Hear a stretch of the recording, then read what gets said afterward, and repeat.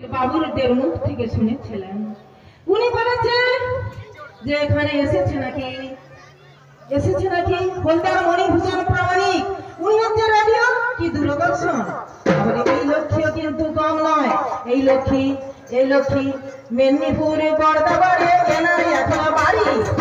কেননা মাঝে মাঝে দূরদর্শনে করি পেশাদারি।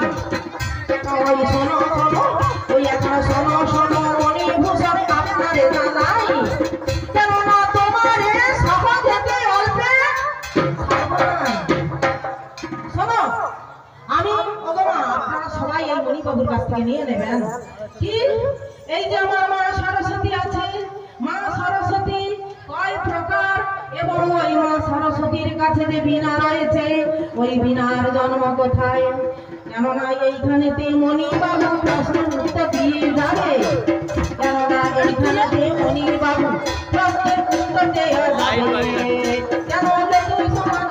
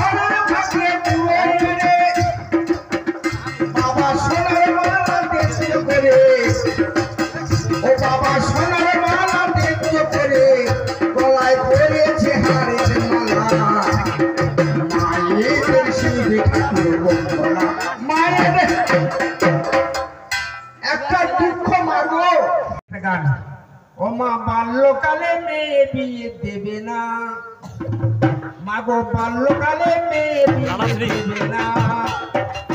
ও মা বাল্যকালে মেয়ে দিলে, ও মা বাল্যকালে মেয়ে দিলে মেয়ে পাবে কত যন্ত্রণা। বাল্যকালে মেয়ে মাগো দিবে না, বাল্যকালে ও মা বাল্যকালে মেয়ে বিয়ে দিলে। ওরে ভাই বাল্যকালে মেয়ে মাগো বিয়ে দিলে, ওরে তারা লেখাপড়া দেখো মাগো কম হবে আজকে শুনে যান সকলে। ওগো মা বাল্যকালে মেয়ে বিয়ে দিলে, ওরে তারা লেখাপড়া হবে কম আজকে জানাই সভা তবে। যখনই বাল্যকালে বিয়ে দিচ্ছ সে মেয়ের লেখাপড়া কম হচ্ছে, সে মেয়ে কি হবে কম শিক্ষা যখন কোথায় তাকে বিয়ে দিল, বিয়ে দিবার পর সে ভুলে দীঘায় যাবার কথা বলে তাকে মহারাষ্ট্রে চলে গেল। মা সেখানে পাচার হয়ে চলে গেল। তাই বলছে বাল্য মেয়ে, ও গো মা বাল্যকালে মেয়ে তোমরা বিয়ে দেবে না। বিয়ের কথায় আজকে হেঁকা দাঁড়াই ছিল না। বাল্যকালে বিয়ে না দিয়ে আজকে পশ্চিমবঙ্গ সরকার যে কন্যাশ্রী প্রকল্প হয়েছে মা, সেই প্রকল্পে আপনারা পড়াবেন।